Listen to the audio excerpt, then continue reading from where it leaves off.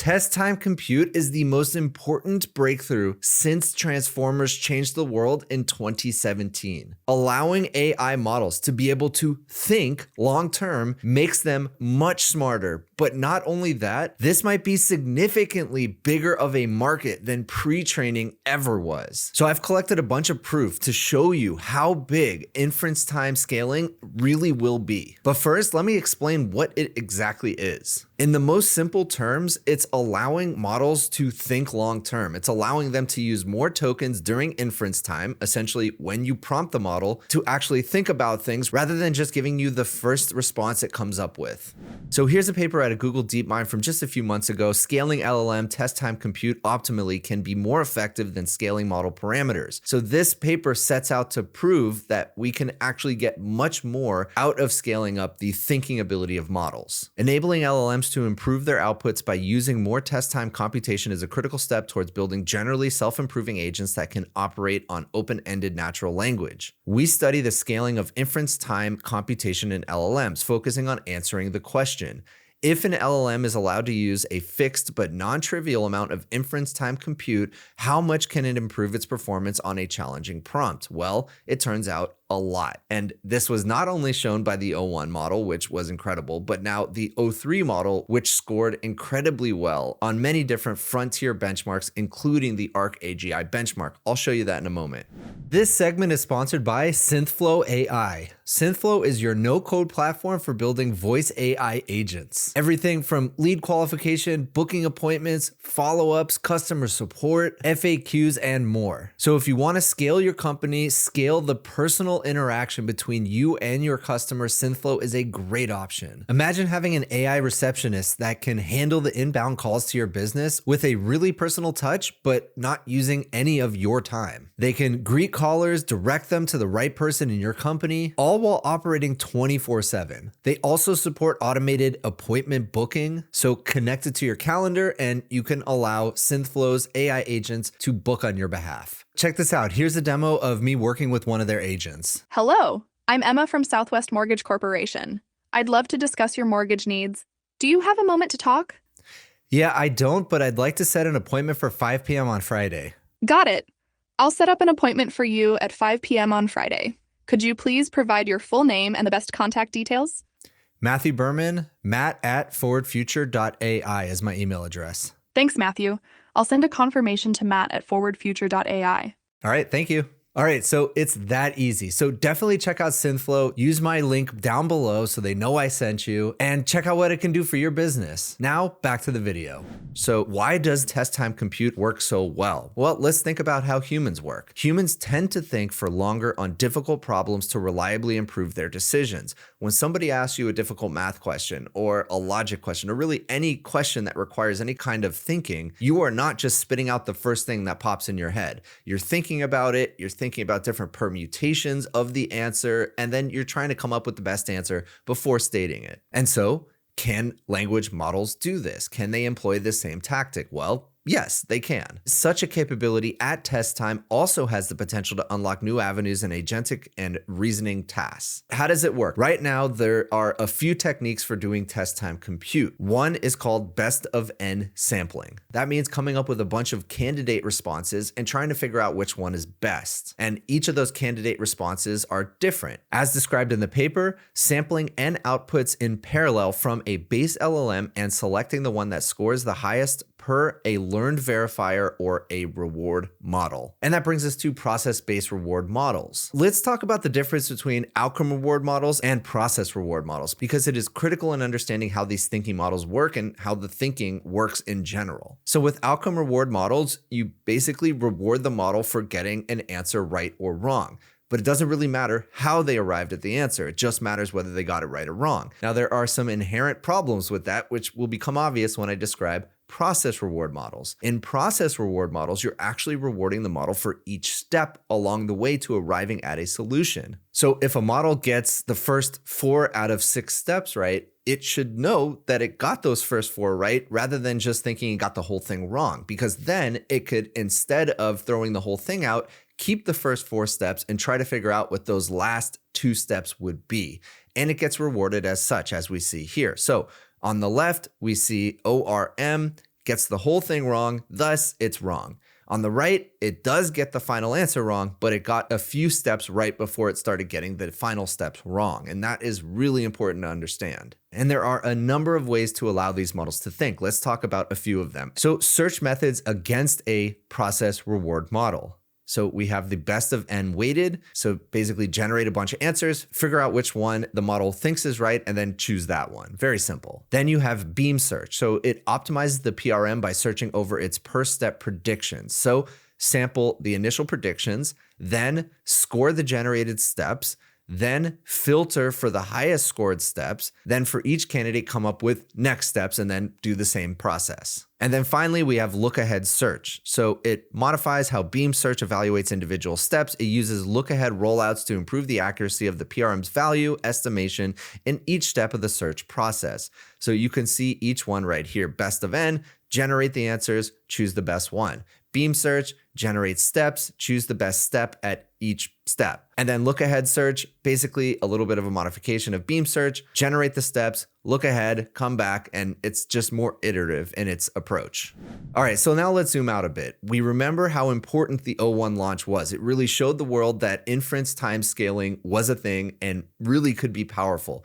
And then O3 came, and it really blew everybody's mind with how powerful it truly was and how much it can be scaled, more importantly. Okay, so look at this benchmark. First of all, the ARC AGI benchmark is a set of questions that are easy for humans to understand, but very difficult for AI to understand, at least so far. So the important thing to note is that even the best models prior to these thinking models were not doing very well. We're talking single-digit percentages, maybe up into the teens and the 20s, but not really much better than that. And then O1 came along and did much, much better. And so what we're seeing here is in the high 20s, low 30s. And then O3 came. Now here's something to keep in mind. Here's O3 low, meaning it didn't use a lot of thinking, but it still thought. And then here's O3 high when it was able to use essentially unlimited thinking. And so what we see is the more thinking, the better it can do, but it's still very, very expensive. And that is something key to remember. To get from 76 to 88, I believe the 88% score cost hundreds of thousands of dollars to run because it used so many tokens over such a long period of time.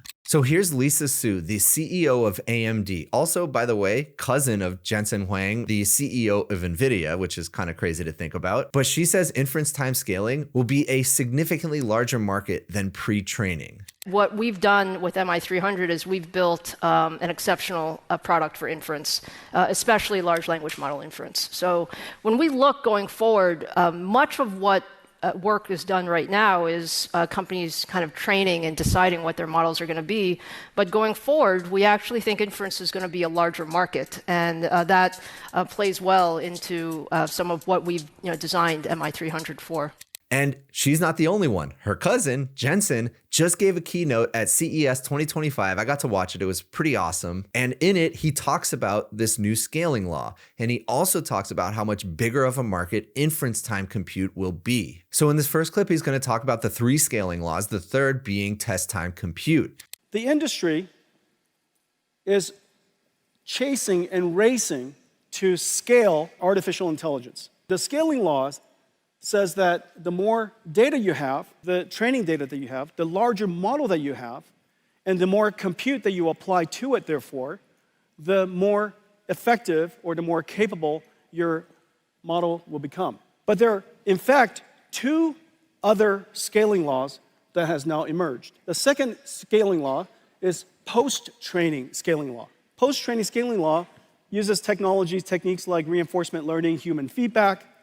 Basically, the AI produces and generates answers based on a human query. It's much more complicated than that, but that reinforcement learning system with a fair number of very high-quality prompts causes the AI to refine its skills. And this third scaling law has to do with what's called test time scaling.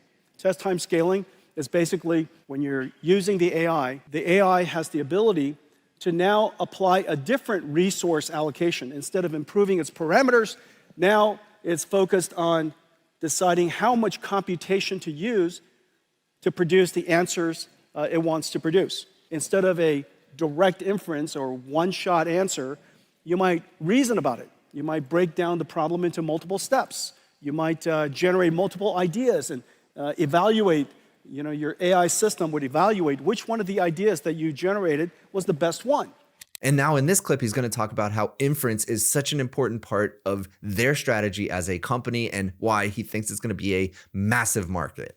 Well, the amount of computation that we need, of course, is incredible. And we would like, in fact, that society has the ability to scale the amount of computation to produce more and more novel and better intelligence. Intelligence, of course, is the most valuable asset that we have, and it can be applied to solve a lot of very challenging problems.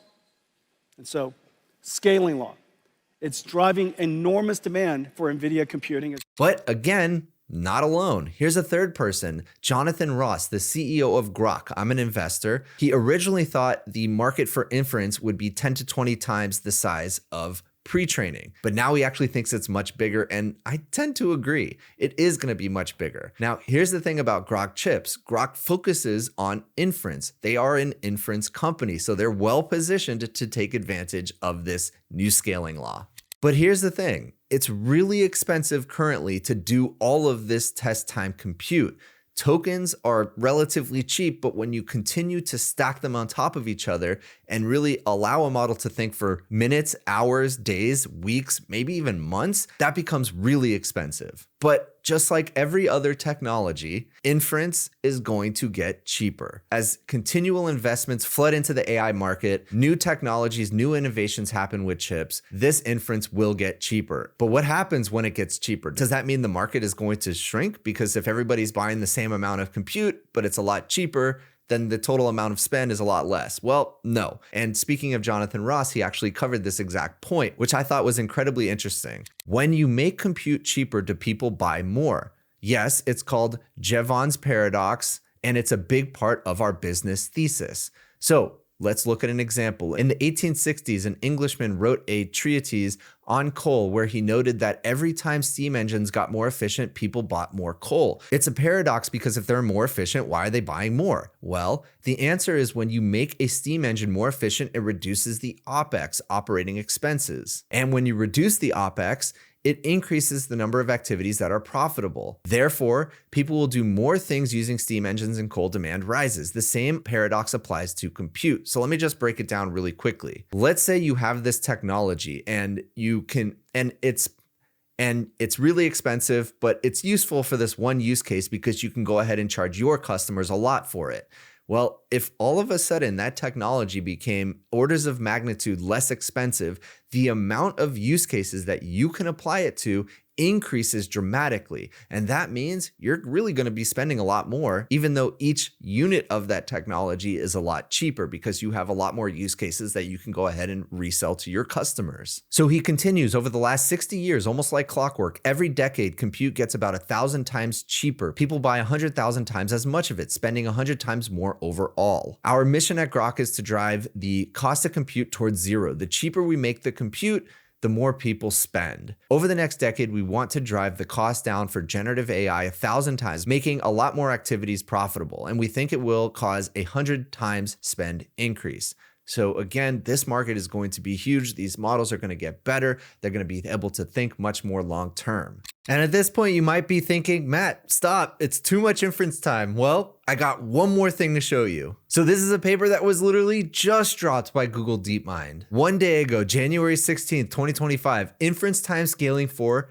diffusion models. So now we have another entire area of AI that just unlocked the ability to do inference time scaling. Diffusion models are the models that generate images. Text to image, image to image, different things like that. And now they're applying the same techniques, basically allowing the models to think at inference time, but this time it's thinking about what image to generate. So looking at this paper, recent research has begun to explore inference time scaling behavior in large language models, revealing how performance can further improve with additional computation during inference.